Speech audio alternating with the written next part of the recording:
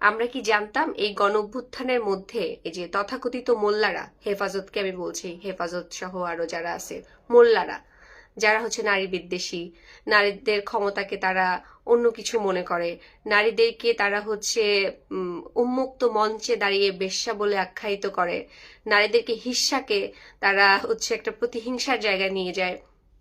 এই যে মোল্লা গোষ্ঠীগুলো, হুজুররা, এই হুজুররা যে এই আমাদের এই গণঅভ্যুত্থানের মধ্যে থাকবে, এবং তারা, আমরা কিন্তু জানি না, এখনো নিশ্চিত না যে হাসিনা কি মেরেছে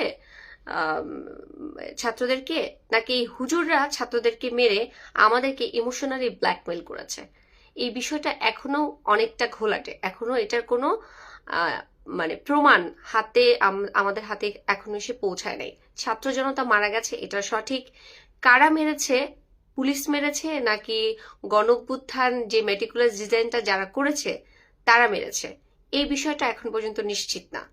আমরা যদি সাধারণ নাগরিকরা জানতাম যে এর মধ্যে এই হুজুররা আছে এবং এটা একটা পরিকল্পিত আন্দোলন, তাহলে কিন্তু আমরা এই আন্দোলনে সম্পৃক্ত হতাম না বা যেতাম না।